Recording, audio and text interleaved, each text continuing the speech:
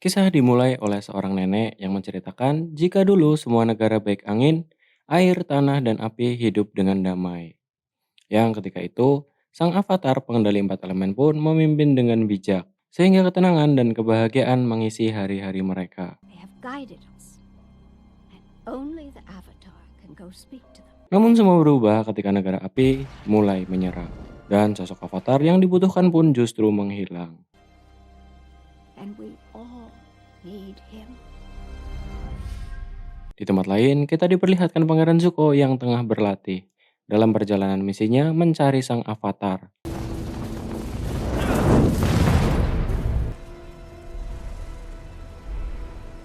Dan di sisi lainnya, kita diperlihatkan Katara yang sedang berlatih seperti biasa. Katara adalah pengendali air terakhir dari suku selatan, yang saat itu Katara hanya tinggal bersama Sokka, yaitu kakaknya, sekaligus satu-satunya keluarga yang ia miliki. Ia dan kakaknya pun harus berburu untuk tetap bertahan hidup. Tiger seal. Are you sure? Dan bukannya mendapatkan hewan buruan, mereka justru mendapatkan hal yang merupakan takdir mereka. Dan hal itu adalah menemukan avatar. There's something under there.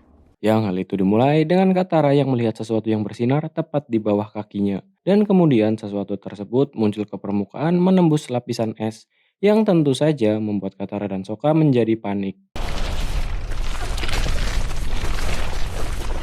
Namun melihat sosok seseorang dalam bola es tersebut, Katara nekat untuk memecahnya. Yang sesaat kemudian keluar cahaya terang dan dibarengi melelehnya bola es tersebut. Katara dan Sokka pun begitu terkejut melihat seorang anak laki-laki bersama bison besar di dalamnya. Dan melihat keadaan anak laki-laki yang baru saja ditemukannya begitu lemah, lantas Katara dan Sokka pun membawanya ke desanya. We need to get him back to the village.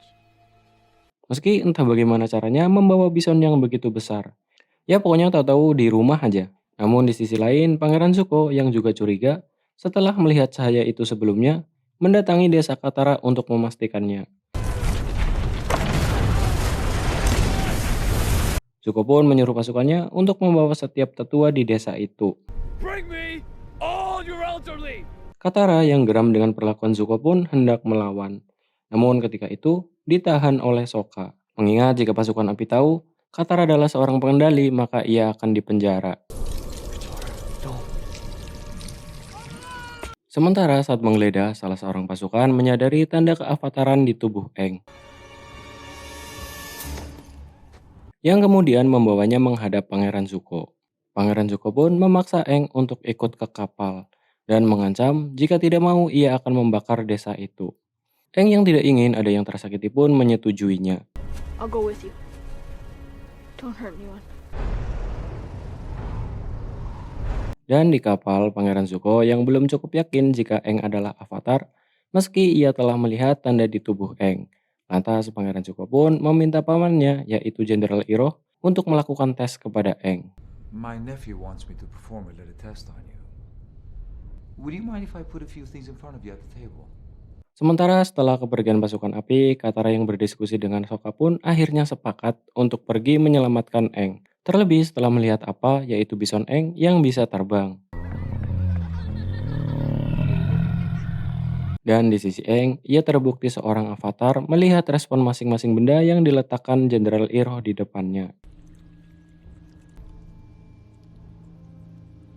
Dan mendengar ancaman Zuko, spontan Aang pun justru melarikan diri dengan menjatuhkan prajurit dan terbang menggunakan pesawat sederhana miliknya. Ia pun terbang menuju puncak tebing es, di mana ia telah ditunggu oleh Katara, Sokka, dan Appa, bison terbang miliknya. Aang pun memutuskan untuk kembali ke desanya. Dan di kesempatan ini, Katara dan Sokka memutuskan untuk mengikutinya. We're going with you.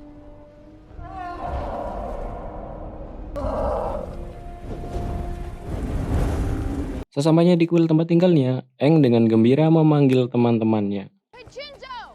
Monet! I'm back!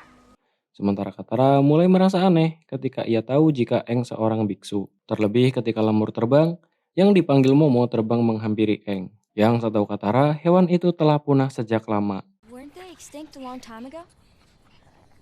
Your friends were monks? Aang pun kembali melanjutkan pencariannya ke sisi kuil yang lain. Namun betapa terkejutnya ia melihat tulang belulang yang berserakan begitu banyak.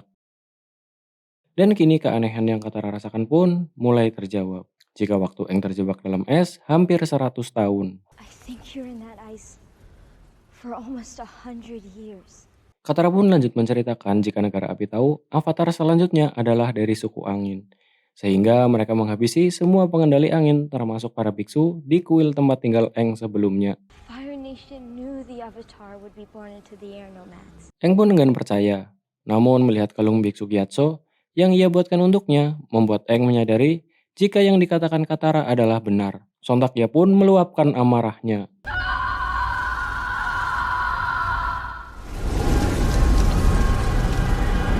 Yang hal itu tanpa sadar membuatnya memasuki alam roh hingga bertemu roh naga. The Avatar.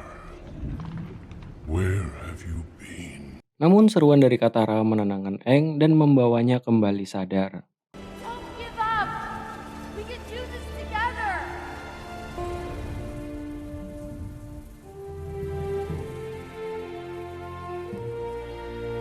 Dan demi menguasai 4 elemen sebagai avatar, lantas mereka pun memulai perjalanannya ke suku air utara. Should we try it? Yes, we should.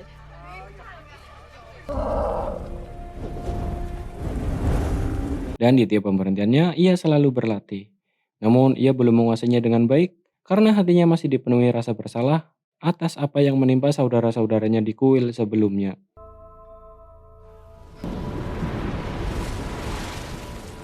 Dan singkat cerita, mereka pun sampai di kota suku air utara.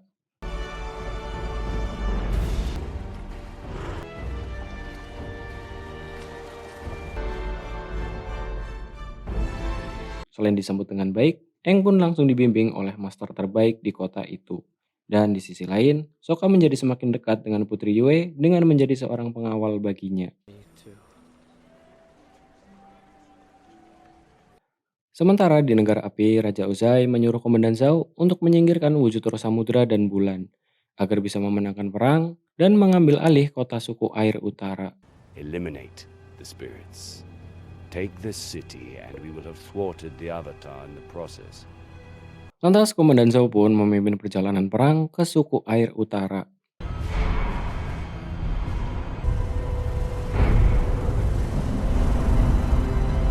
Di sisi lain, Aang yang masih belum menguasai emosinya, masih belum mampu mengendalikan air dengan baik. Namun meski begitu, ia tetap mencoba dan berlatih dengan didampingi Katara. Hal itu pun tak berlangsung lama dengan datangnya tanda buruk yang menyebar di seluruh kota suku air utara. Ya, itu adalah hujan abu yang menandakan jika negara api sudah ada di sana.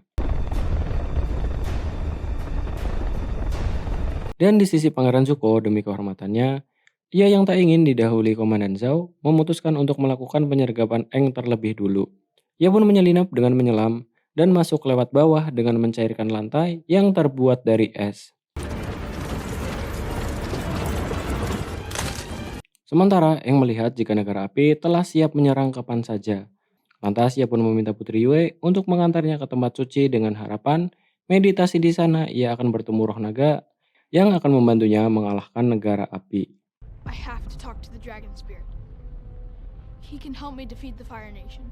Lantas mereka pun bergegas ke gua tempat roh bulan dan samudra yang menjelma menjadi sepasang ikan yang menyala.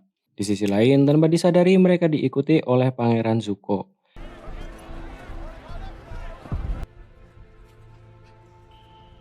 Dan setelah Aang memulai meditasi, sedang Putri Yue kembali ke kota dengan didampingi Sokka, maka Zuko pun masuk untuk menangkap Aang. Me too. Sayangnya, meski Katara berusaha menghentikannya, namun di kesempatan kali ini ia gagal dengan dikalahkannya ia oleh Pangeran Zuko.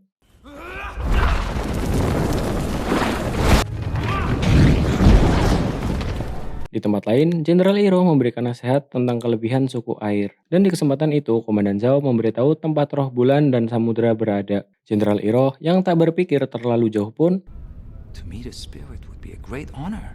dan tak selang lama, dengan dibunyikannya lonceng, maka negara api pun memulai penyerangan.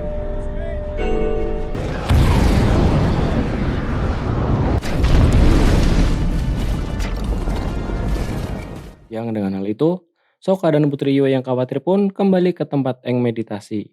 Namun Sokka yang mendapati adiknya pingsan berusaha membangunkannya dan menanyakan hal yang terjadi. Zuko's here in the city.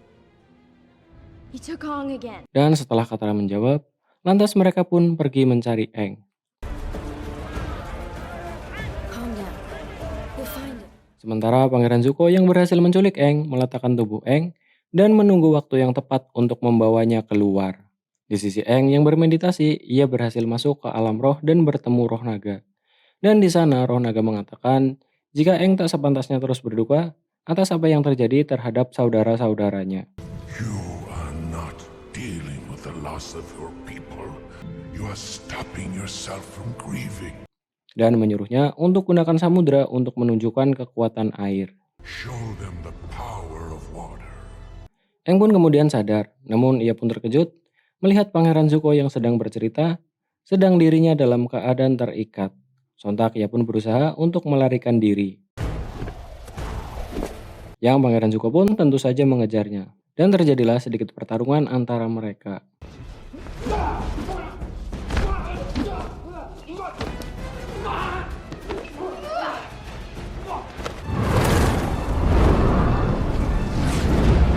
Yang hal itu pun terhenti dengan dibekukannya Pangeran Zuko oleh Katara yang datang tiba-tiba.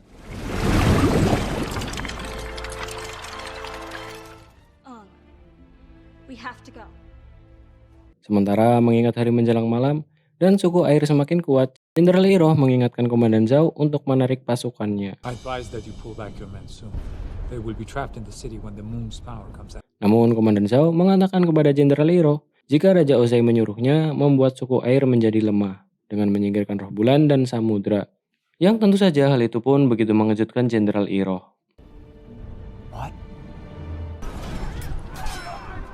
Namun melihat Komandan Zhao, Aang pun membagi tugas jika dirinya akan bergabung dalam pertempuran.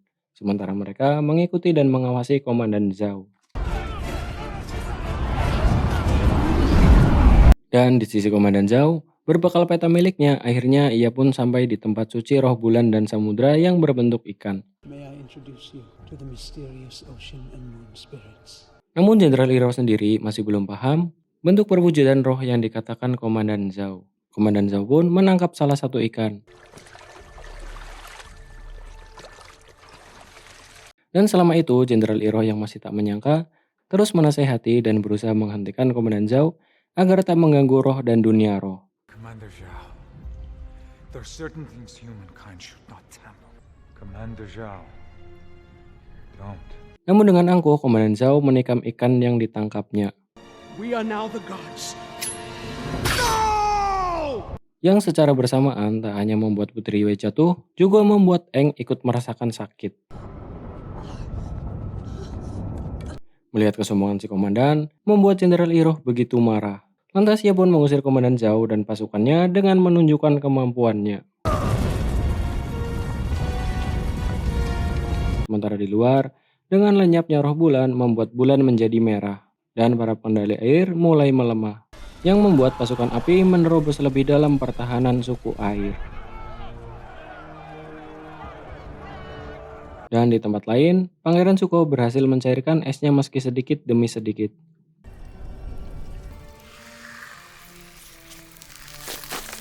Sementara Putri Yue yang mengetahui jika ia masih memiliki kesempatan untuk menghidupkan roh bulan pun memutuskan mengambil kesempatan itu meski harus mengorbankan dirinya. Itulah alasan ia dilahirkan yang ia yakini. This was the reason I was born.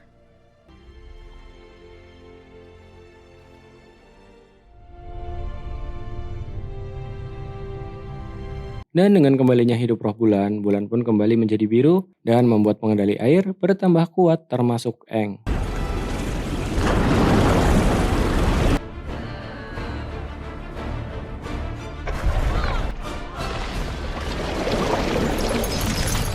Sementara Jenderal Iroh yang mengetahui kondisinya kurang mendukung, menjemput Pangeran Zuko untuk mengajaknya mundur. Namun Zhao yang sebenarnya menyimpan dendam tiba-tiba menyerang Zuko. Namun serangan itu dengan mudah ditepis oleh Jenderal Iroh. Dan tak selang lama, Zhao justru dihampiri oleh 4 pengendali air. Namun sayangnya, Zhao tak memiliki banyak kesempatan untuk melawan.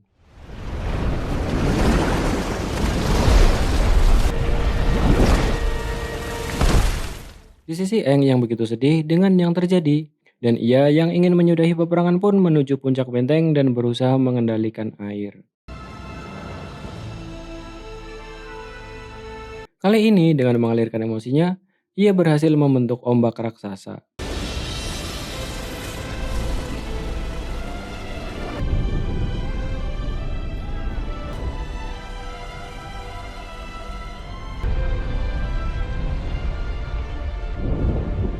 Pasukan api yang melihatnya pun mulai mundur dengan teratur. Dan dengan mundurnya pasukan api dan diakuinya Aang sebagai avatar, maka film pun selesai. Itu dia alur cerita film The Last Airbender yang dirilis tahun 2010. Film ini juga merupakan film live action atau adaptasi ya. Dan menurutku latar tempat, kostum, dan efek film ini oke lah. Cuma sedikit kejanggalan yang jadi cons di film ini adalah yang pertama, bagaimana Appa bisa sampai di desa Katara. Karena secara baik Aang dan Appa saat ditemukan dalam keadaan tidak sadar, yang logikanya belum bisa jalan sampai ke desa. Dan mengingat Appa memiliki tubuh yang sangat besar.